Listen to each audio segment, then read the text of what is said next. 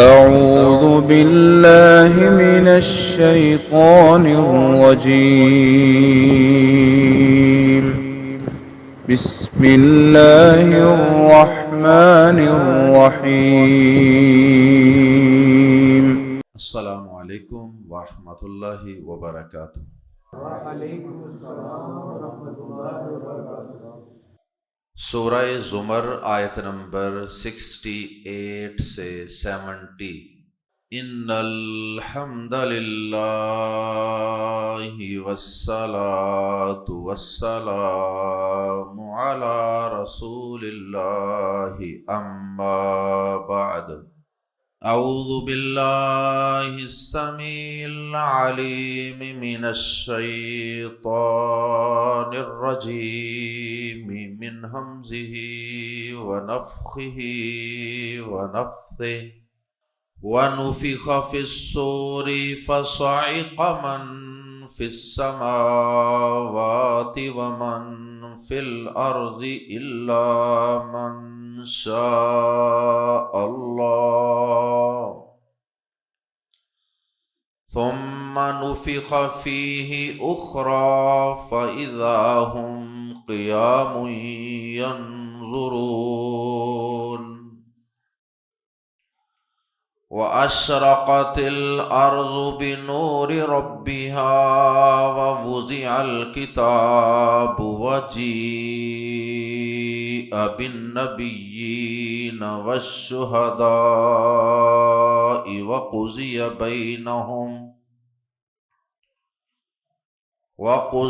بَيْنَهُمْ بِالْحَقِّ وَهُمْ لَا يُظْلَمُونَ۔ وَوُفِّيَتْ كُلُّ نَفْسٍ مَّا عَمِلَتْ وَهُمْ أَعْلَمُ بِمَا يَفْعَلُونَ۔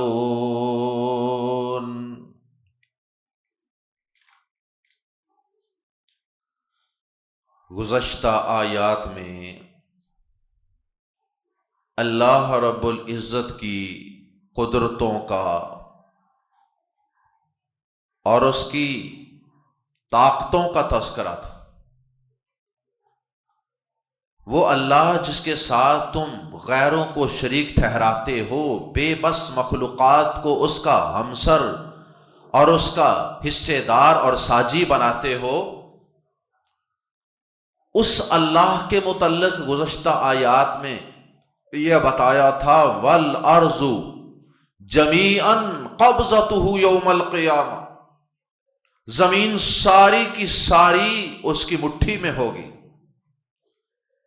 اور اسی طرح آسمان بھی، سارے سورج چاند ستارے اور سارے آسمان لپیٹ کر وہ اپنی مٹھی میں تھام لے گا۔ یہ ساری کائنات باوجود اپنی وسعتوں کے، اپنی طاقتوں کے، مضبوط پہاڑوں کے، دریاؤں کے، سورج چاند ستاروں کے، اتنی بڑی بڑی مخلوقات، اور اس کے باوجود صورتحال یہ ہوگی کہ یہ سب اللہ مالک کی مٹھی میں ہوں گی۔ اب آیات زیر تفسیر میں اسی بات کو آگے بڑھاتے ہوئے اللہ پاک نے کچھ مزید قیامت کے دن کا نقشہ کھینچا ہے، اور جو اللہ کی توحید سے اعراض کرنے والے ہیں، اللہ کی وحدانیت سے بدکنے والے ہیں، اور شرک پر اڑ جانے جم جانے والے ہیں، اللہ پاک نے انہیں قیامت کے دن کا کچھ نقشہ دکھایا ہے کہ دیکھو کل قیامت کا دن جب قائم ہوگا تو یوں قائم ہوگا، اور یہ حالات ہوں گے۔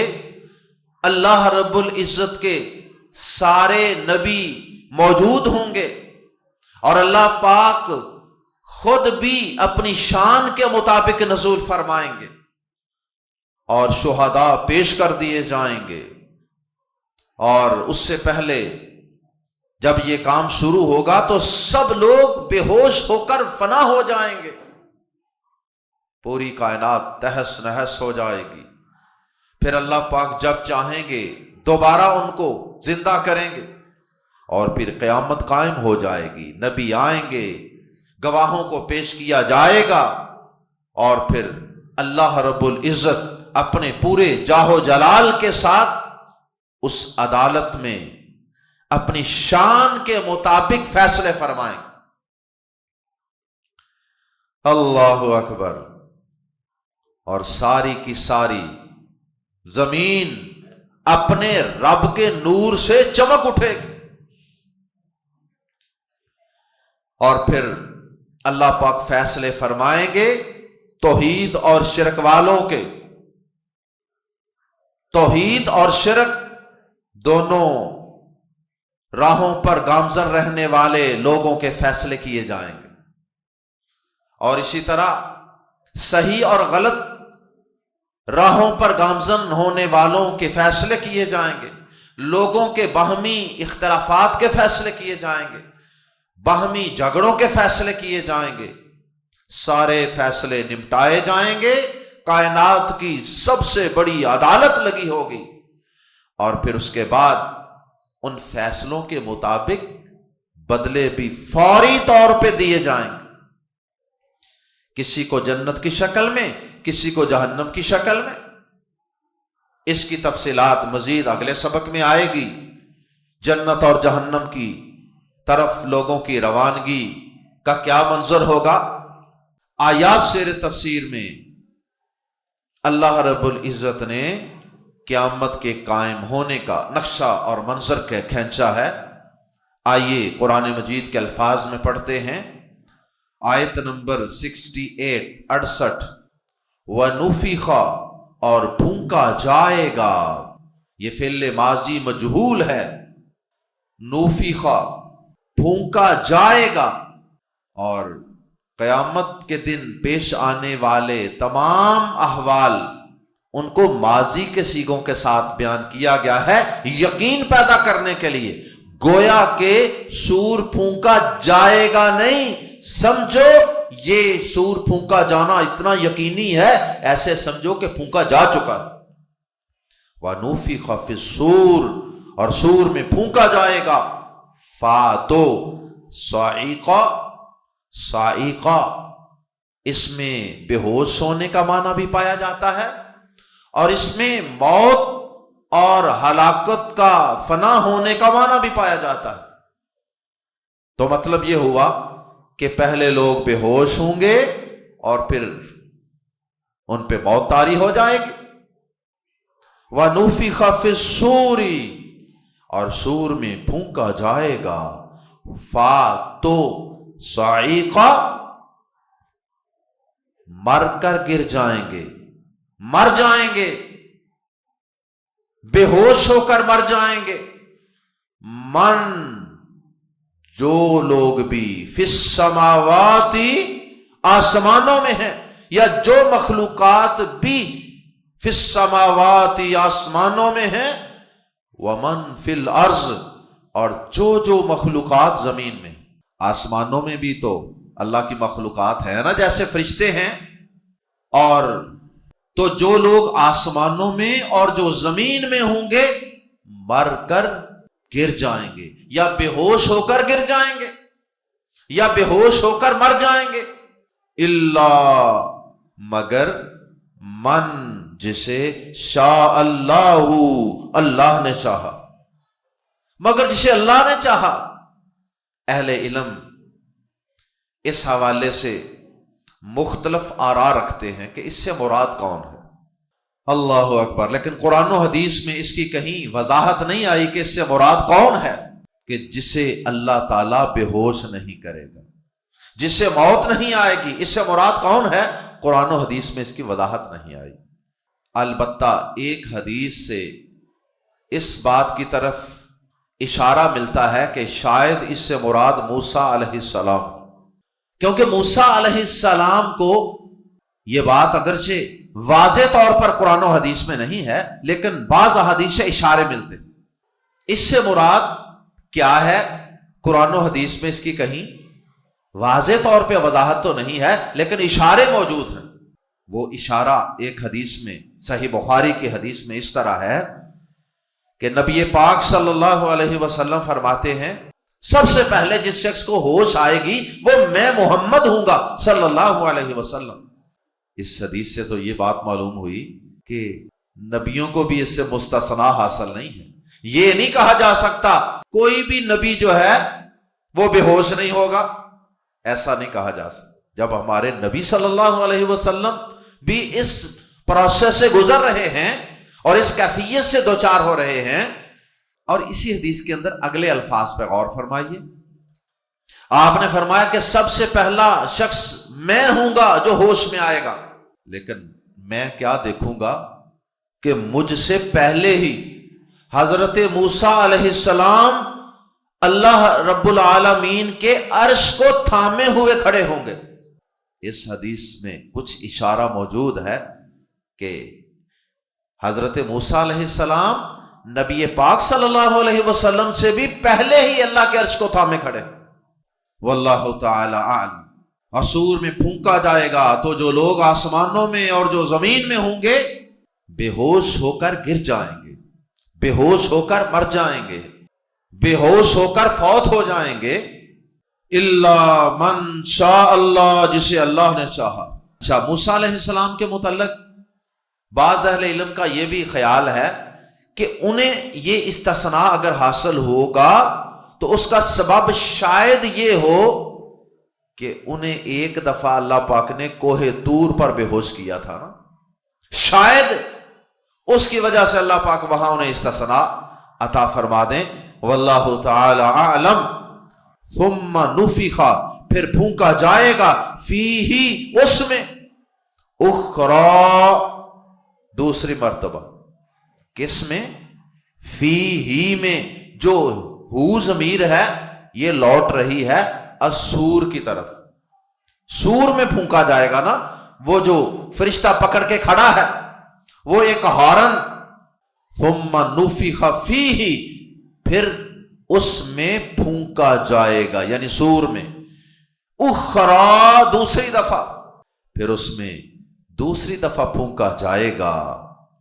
اب پہلی دفعہ سور پھونکنے اور دوسری دفعہ سور پھونکنے کے درمیان کتنا وقفہ ہوگا، اس کے متعلق ابو ہریرہ رضی اللہ تعالی عنہ سے مروی ایک حدیث ہے، صحیح بخاری میں بیان کرتے ہیں کہ پیارے نبی صلی اللہ علیہ وسلم نے فرمایا ما بین النفختین 40، دو دفعہ سور پھونکے جانے کے درمیان 40 کا وقفہ ہوگا۔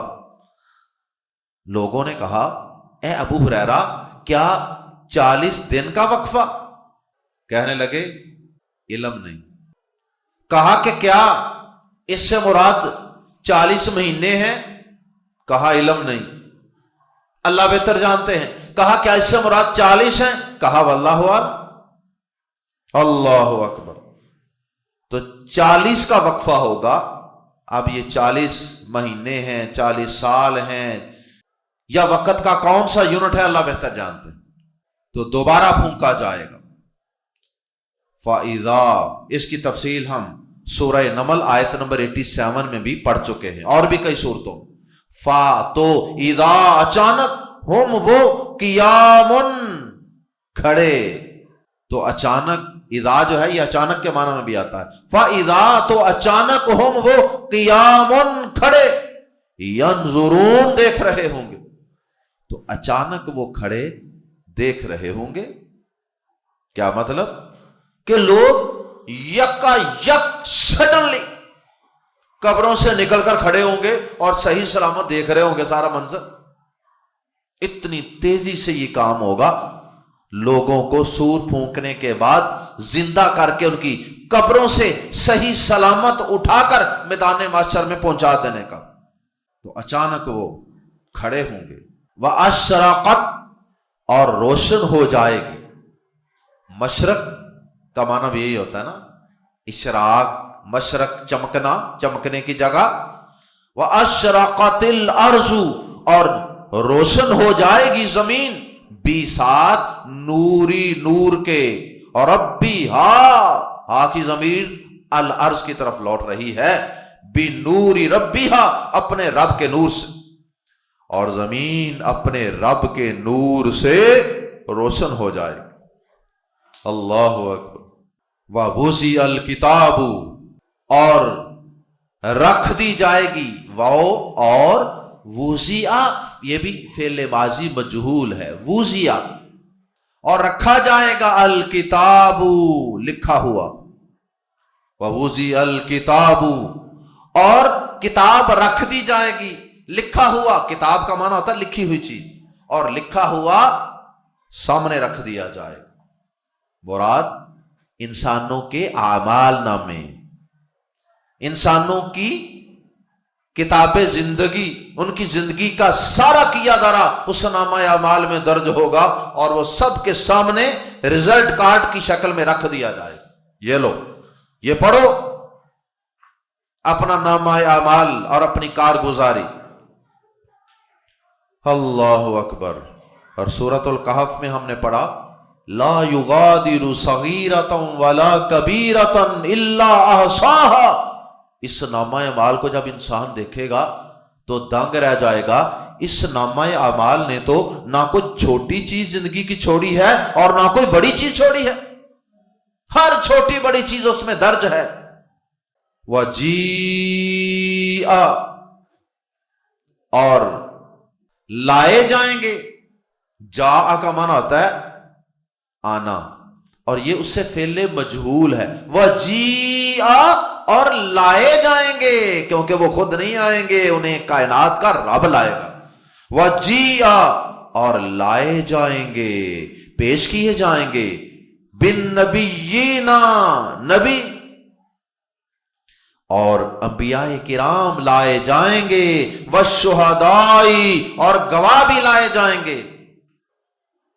انبیاء کرام بھی آئیں گے، کئی جگہوں پہ وہ بھی گواہیاں دیں گے، اور اس کے علاوہ دیگر شہداء اور گواہ بھی پیش کیے جائیں گے، جیسا کہ دیگر مقامات پہ سورہ نساء، سورۃ البقرہ کے اندر ہم اس کی تفصیل پڑھ چکے ہیں کہ اس میں امت محمد صلی اللہ علیہ وسلم کے وہ افراد بھی شامل ہیں جو نوح علیہ السلام اور دوسرے انبیاء کے حق میں ان کے سچا ہونے کی گواہی دیں گے۔ جب نوح علیہ السلام کی قوم انکار کر دے گی نا، جی ہمیں تو پتہ ہی نہیں، ہمیں کب پیغام دیا گیا تھا، نوح علیہ السلام سے اللہ پاک پوچھیں گے تمہارا کوئی گواہ ہے؟ وہ کہیں گے ہاں ہاں اللہ، محمد صلی اللہ علیہ وسلم اور ان کی امت میری گواہ ہے۔ اور یہ گواہی کس بنیاد پہ دیں گے؟ قرآن مجید کی بنیاد پہ۔ یہ کہیں گے ہاں ہاں ہم نے اللہ کی سچی کتاب قرآن میں سورہ نوح میں دیگر سورتوں میں پڑھا تھا کہ نوح علیہ السلام آئے تھے، قوم کو دعوت دی تھی، دن رات ان کو دین کی دعوت دی تھی، توحید سمجھائی تھی۔ اللہ اکبر۔ تو یہ سب بھی اس میں شامل ہوں گے، اور ان گواہوں سے مراد کرامن کاتبین بھی ہو سکتے ہیں نا، وہ بھی تو گواہی دیں گے نا کہ اللہ یہ ہم نے لکھا ہے، ہم گواہی دیتے ہیں اس نے ایسے کیا تھا۔ اور گواہوں سے مراد انسان کے جسم کے اعضاء بھی ہو سکتے ہیں، یہ بھی قرآن مجید میں ہے کہ انسان کے اعضاء بھی گواہی دیں گے کہ ہاں ہاں اللہ اس نے میرے ساتھ یہ گناہ کیا تھا، یہ جرم کیا تھا۔ زبان اپنی گواہی، آنکھیں اپنی گواہی، کان اپنی گواہی، ہاتھ اور پاؤں اپنی گواہیاں دیں گے۔ یہ سارے گواہی اس سے مراد ہو سکتے ہیں، سب گواہ پیش ہو جائیں گے، انبیاء کرام بھی حاضر ہو جائیں گے اللہ کی عدالت میں۔ وَقُضِيَ بَيْنَهُمْ یہ سب فعل ماضی مجہول کے صیغے استعمال ہو رہے ہیں آیات زیر تفسیر میں۔ وَقُضِيَ اور فیصلہ کر دیا جائے گا، قضا اس نے فیصلہ کیا، اور قُضِيَ فیصلہ کیا جائے گا یا فیصلہ کیا گیا، بینہم ان سب کے درمیان، بل بھی ساتھ، الحق کی حق کے، اور ان سب میں سب لوگوں میں حق کے ساتھ فیصلہ کر دیا جائے۔ اللہ اکبر۔ حقوق اللہ کے متعلق بھی فیصلے، اور حقوق العباد لوگوں کے آپس کے جو اختلافات جھگڑے ہیں سب کے فیصلے کر دیے جائیں گے۔ اور فیصلے کرنے والی عدالت کائنات کی سب سے بڑی عدالت۔ وَهُمْ اور وہ لا یظلمون ظلم نہیں کیے جائیں گے، یعنی کسی قسم کا کسی پہ کوئی ظلم نہیں ہوگا کہ انسان کسی اور جگہ جا کر اس غلط فیصلے کو چیلنج کرے، ظلم ہوگا ہی نہیں کسی پر، ظلم کا تصور ہی نہیں خالق کائنات کی عدالت میں۔ وَهُمْ لَا يُظْلَمُونَ، اور ان پر ظلم نہیں کیا جائے گا۔ یہ گواہ تو اللہ پاک صرف حجت پوری کرنے کے لیے پیش کریں گے، ورنہ اللہ پاک کو تو ہر چیز کا علم ہے نا، وہ تو عالم الغیب والشہادہ ہے۔ یہ تو دنیا کے جج ہوتے ہیں نا، جنہیں پوشیدہ باتوں کا پتہ نہیں ہوتا کہ اس وقوعے کے وقت کون کون وہاں موجود تھا، کس نے کیا کیا تھا، اس لیے گواہوں کی ضرورت ہوتی۔ اللہ کی عدالت میں گواہ اس لیے پیش نہیں کیے جا رہے، اللہ کو ہر چیز کا خود علم ہے، یہ تو اس نے اپنی عدالت کے تقاضے پورے کرنے کے لیے سارا سلسلہ رکھا ہے، نامہ اعمال کو لکھنے کا، کرامن کاتبین کا، گواہوں کو پیش کرنے کا، تاکہ اس کی عدالت پہ کوئی انگلی نہ اٹھا سکے کہ دیکھو جی گواہی کوئی نہیں تھا، دیکھو جی کسی سے بیان ہی نہیں لیا گیا۔ وَوُفِّيَتْ، اور پورا دیا جائے گا۔ وفیت یہ بھی فعل ماضی مجہول ہے، یقین پیدا کرنے کے لیے ماضی کے صیغے استعمال کیے جا رہے ہیں، آخرت کے احوال بیان کرنے کے لیے وا اور وفیت، پورا دیا جائے گا۔ وفات اسی سے ہے، اس میں بھی انسان کی روح کو پورے کا پورا اٹھا لیا جاتا ہے، کیونکہ نیند میں انسان کی روح کو پورے کا پورا نہیں کھینچا جاتا، اور اس موت میں پوری کی پوری روح نکال کر اوپر لے جائی جاتی ہے۔ کل نفس، اور ہر جان کو، ہر شخص کو پورا دیا جائے گا، ما عملت، جو اس نے کیا ہوگا پورا دیا جائے گا۔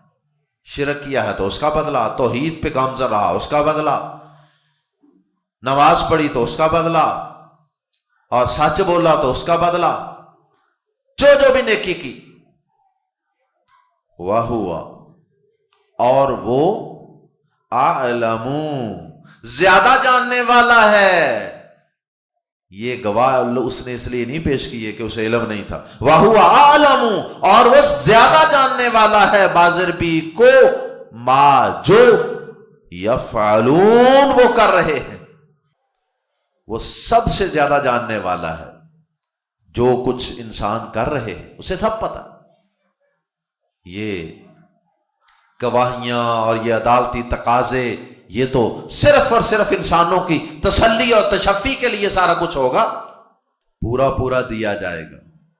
بلکہ نیک اعمال کا تو اللہ پاک صلہ اور بدلہ کچھ زیادہ ہی دیں گے، جیسا کہ پیارے نبی صلی اللہ علیہ وسلم کا فرمان ہے نا کہ ہر نیکی کم از کم 10 گنا کر کے لکھی جاتی ہے۔ اللہ تعالیٰ کسی کو کچھ زیادہ ہی دے گا، کم نہیں دے گا۔ اور یہ بھی اللہ تعالیٰ کا فضل اور اس کی رحمت اور اس کا عدل و انصاف دیکھیے کہ اگر کوئی انسان ایک نیکی کرتا ہے تو 10 گنا بڑھا کر، کم از کم 10 گنا، 10 گنا سے 700 اور اس سے بھی زیادہ بڑھا دیتا ہے بعض اوقات۔ لیکن اگر کوئی شخص گناہ کرے، ایک گناہ کرے تو 10 گنا بڑھا کر نہیں لکھتا۔ کسی پر ظلم نہ ہو، کسی کو زیادہ دینے میں تو ظلم نہیں نہ ہوتا، یہ تو احسان ہوتا ہے۔ لیکن گناہ ایک کرو تو ایک لکھا جاتا ہے، گناہ کرو اور بعد میں اس کا ارادہ ترک کر دو اللہ سے ڈر کے، اللہ تعالیٰ پھر بھی اس کو، اس گناہ کو ایک نیکی بنا کر لکھ دیتا ہے نامہ اعمال۔ ارادہ گناہ کا کیا تھا لیکن بعد میں ارادہ ترک کر دیا اللہ سے ڈر، اللہ تعالیٰ اس کا بھی اجر عطا فرماتے ہیں۔ گناہ نہیں لکھا جاتا کہ اس نے ارادہ کیا تھا لہذا لکھ دو۔ اور نیکی کا اگر انسان ارادہ بھی کرے، نیت بھی کرے اور وہ کر نہیں پایا کسی وجہ سے، تو اللہ پاک اس کو بھی لکھ دیتے ہیں۔ اللہ اکبر۔ اللہ تعالی ہمیں قیامت کے دن کی ان سختیوں سے اپنی پناہ میں رکھے، اللہ ہم سب پہ رحم فرمائے، اللہ اس عدالت کے لگنے سے پہلے پہلے اس دنیا کی زندگی میں ہمیں سدھر جانے کی، سنور جانے کی، راہ راست پہ آ جانے کی، اپنے عقیدوں کو، اپنے ایمان کو، اپنے اعمال کو درست کر لینے کی توفیق عطا فرمائے۔ سبحانک اللہم و بحمدک اشہد ان لا الہ الا انت استغفرک و اتوب الیک۔